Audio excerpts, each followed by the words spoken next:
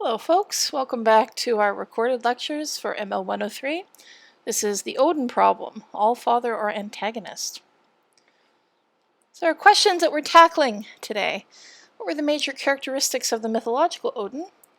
And how did God of War and Assassin's Creed Valhalla creatively reinterpret the figure of the All-Father?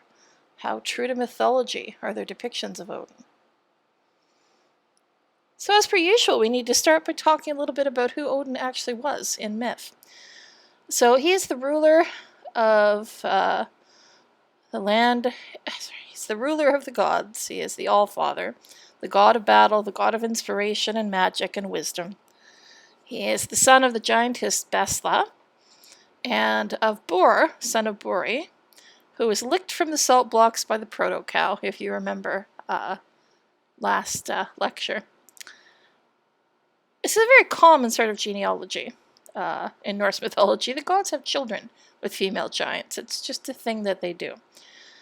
Now you might remember from our previous lecture that he and his two brothers were responsible for killing Ymir and making the world out of his body. And one thing I did not note at the time was that this was a killing within a family, which from a Scandinavian perspective is a bit concerning. You were not supposed to kill your kin. Now, as I mentioned, he is the All-Father. A number of the gods are called his sons, specifically Thor and Balder, but also Vali and Vidar, who are the young gods of vengeance who wind up surviving Ragnarok. He is also the one who directs the Valkyries. Specifically, he sends them to claim great champions when they die. Now, as I mentioned, he rules the battlefield, and this means that he can give victory to whatever side he chooses. He can favor whatever heroes he chooses, and he does so until he doesn't. He can be very fickle. For instance, the hero Sigmund is given a sword from Odin and is his favorite warrior until all of a sudden he's not. Odin meets him on the battlefield and shatters his sword with his spear Gungnir. Now, according to Saxo Grammaticus, Harald Wartooth of Denmark was taught battle strategy by Odin. He was granted many victories, until at one last battle, Odin took the place of his charioteer and killed him with his own sword. He is often accused by the poets of faithlessness and treachery, but there is a point to it. He's not doing it to be cruel. And in the poem Hakonarmal, he is asked specifically why he allows kings to die in battle, and his reply is, "The grey wolf watches the abodes of the gods." So the explanation for this is that he's saying, I have to bring champions together to defend Asgard during Ragnarok. So he's collecting the Einherjar, basically. Now he travels from one world to another on Sleipnir, which is an 8-legged horse. When he's on Earth, he usually shows up as an old man with one eye, wearing a hood or a broad-brimmed hat. And as a divine figure, he has definite shamanic qualities. He passes between worlds, he travels in animal or bird form, he hangs on a tree, as we've mentioned before, to gain wisdom and mastery of the runes. All of this is highly consistent with shamanic magic. But what is important, however, is that he learns his magic from his maternal family, primarily, from giants, from the seeress, who narrates the Voluspa, from Hel, the goddess of the dead, or maybe just a feminine manifestation of death. His magic is not magic that a male deity should have. There is something a bit suspicious about it. This is Scyther magic. It's the province of women. And in Norse culture, it's shameful for men to wield this type of magic. It's sometimes associated with cross-dressing. And at one point later in the term, we're going to read a document where Odin and Loki have a quarrel about it. The two of them are both boundary crossers in the context of Norse ideas of gender. Now, what compounds this is that he uses this magic, but he also has a reputation for being hostile to women. He acquires the meat of poetry, or the meat of inspiration, but he does so by seducing the giantess Gunnlof, which dishonors her father. Now, he is the god of aristocratic warriors, who can also inspire warriors to a berserk rage. The story of Ragnarok claims that he will be killed at the last battle by the Fenrir wolf. He is not restored afterwards, so he is obsessed with preventing Ragnarok. He visits anyone he thinks might have information about it, trying to stave off the inevitable. He's warned that Baldur's death is one of the portents of the end, and he wants to find a way to falsify the prophecy. So there is your summary of Odin of myth. So let's see how this Odin filters through into these two video games. And the answer is he really does, like shockingly so. Alright, God of War first. You might wonder why I have an image of that, which is, by the way, one of God of War's Valkyries, instead of an image of Odin. It's because you don't see Odin in God of War. I'm hoping that we do in Ragnarok, but in the first one, you know, he's the most influential god that you'd never actually see on camera. His cruelty and his obsession with the prophecy of Ragnarok drive the entire narrative of the game. Now, Kratos and Atreus are targeted by the Aesir at Odin's orders for reasons that they don't understand until the end of the game.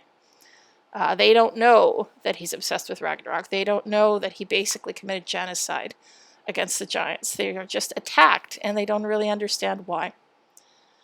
Now, they go for help to Mimir, who is the Norse god of knowledge. Mimir, in the game world, is Odin's former ambassador, who was fused to a tree as punishment for his supposed collaboration with the giants. And Kratos is forced to actually chop his head off and get their friendly woods witch, Freya. They don't know that she's Freya at that point, to try and keep the head, shall we say, talkative. Use her magic to make sure that Mimir will go on, even though he's now a disembodied head. And Mimir not only goes on, he goes on very talkatively and educates Kratos and Atreus about the Norse gods, emphasizing Odin and his brutality. One of the worst sins, according to Mimir, is Odin's treatment of Freya, who is depicted as a Vanir goddess who married him in order to seal the peace treaty between their peoples and to prevent further bloodshed. Odin immediately turns around, steals the secrets of Vanir magic from her, and uses them against the giants in what he thinks is a preemptive strike to avoid Ragnarok. Freya is devastated by this because she wanted peace, that was the whole point, and Odin curses her when she tries to leave him, exiles her to Midgard, and the curse basically traps her there. She's unable to do violence even to defend herself. Now, here we have a Ragnarok-obsessed Odin who practices women's magic that he shouldn't. This is certainly a portrayal that's well-grounded in the original mythology. Now, his attempts to forestall Ragnarok in God of War actually wind up doing more damage. So, in God of War's world, you don't actually see many human beings throughout most of the game. The only exceptions are some scavengers that when Kratos kills them, they rise again as a Draugr. So a Draugr is a sort of revenant, maybe a zombie is a better way to put it. We're going to have a lecture on them in a week or so, talk about their place in Norse mythology. And what Kratos and Atreus learn from Freya is that these creatures are a symptom of a world out of balance. And they discover later in the game that hell is overflowing. The land of the dead is full because the Valkyries are no longer sorting and culling the dead. You don't find out why unless you do a series of side quests where you can discover that it is in fact Odin's doing. He imprisoned the Valkyries in their physical forms, which left them unable to fulfill their duties and open to corruption. And the reason he did this is that Freya was the original queen of the Valkyries, so he's just being spiteful, and he winds up unbalancing the whole order of the world. He doesn't even seem to realize, from the looks of it at that point, that by preventing the Valkyries from doing their duties, they're not taking dead warriors to Valhalla to fight for him in the final battle. So he's basically sabotaging his own efforts to prevent Ragnarok because he's being an ass. Sorry, it's a little blunt, but it's true. Now, he does that a lot. At one point in the game, Atreus asks Mimir why Baldur's mother in the stories is said to be Frigg rather than Freya. And Mimir says, well, Frigg was a pet name that Odin used to keep Freya from building a reputation for her deeds in her own name. So he's even trying to dishonor her to that extent. So by denigrating her and isolating her, by stealing the magic she taught him against the giants, what he does is he drives her to fixate on saving what she sees as the one good thing to come from their marriage, their son. And so when Balder is the recipient of the prophecy of his death, she works a very dangerous form of magic to try and keep him alive, and that's what drives him mad. We'll talk about Balder at the next lecture. Now, Mimir also tells the two that Odin murdered the giant seeress Groa, who first foresaw Ragnarok in order to steal her library of prophecy. Now, if you look at some of the different depictions of Odin in myth, they do support the idea that he was particularly cruel towards women. There's a skaldic poet from the 10th century, Cormac Ogmundarson, and Saxo Grammaticus as well draws on his work. They talk about how Odin, in an attempt to father Vali, who is the prophesied avenger of Balder, actually rapes a princess, Rind. Both depict him as using magic against her, and Saxo actually suggests that he dressed as a woman to gain access to her chamber, and this was so shameful that he was expelled temporarily by the other gods. Mimir even reveals to Atreus what you might call Odin's original sin, which was how he killed Ymir, which is, as we've talked about in the previous lecture, the primeval giant who was created. The world was created out of the dismembered parts of his bodies. And there's an interesting way that he phrases it, or he created Midgard, where he behaved as if he were the creator and not the creator's destroyer. Now, Mimir is not the most reliable narrator. He's got a grudge. He doesn't like Odin, but even if he's only telling half of the truth, the Odin of God of War he's terrible. Like, he's creating most of his own problems. He's hurting everybody around him. He is not a good god. And God of War really nails that about the mythical Odin, but still manages to ground its portrayal of Odin in the original mythology, even as it's using him to tell this story about, messy families and genocide, frankly. It's brilliant. Like, honestly, the writing in God of War is just stunning. Experts in Norse mythology went nuts over this game when it came out because it is just so good. Alright. And what about Assassin's Creed Valhalla? Kind of a different thing. Now, the only commonality is that Odin is an equally ambiguous figure in this game. Now, the original Odin is the leader of the Aesir branch of the Isu. So he's a member of the precursor civilization. He is perceived as Odin, the father of the gods, through Ivor's cultural lens, as we've discussed. Ivor is technically his reincarnation, but things went a little awry. So in the first cinematic of the game, when Ivor's escaping as a child from the attack on their family, Ivor's attacked by wolves, and one of the wolves bites them at the back of the neck and destroys the device or damages the device that carries Odin's memories. So as a result, Ivor sees Odin in visions, but Odin's personality is never able to break through and take over. And this is different than what happens with Tyr and Loki's reincarnations, which have a very different set of consequences, basically. Now, this doesn't stop Odin from trying to sway Ivor to his way of thinking about the very situations that Ivor faces, especially when said situations involve moral or political decisions. Ivor first sees Odin when they kill Kjotve the Cruel, who is the man responsible for their parents' death. And Odin will show up in this dream landscape with his ravens and his spear. And he's always encouraging Ivor to be brutal, to respect strength, to be cold and calculating, and make selfish decisions to benefit himself.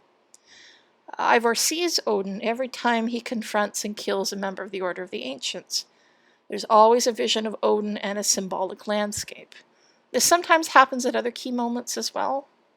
Conflicts with other NPCs. And, I call it like a grooming process. He really is trying to corrupt Ivor, trying to get Ivor to see things the same way he does.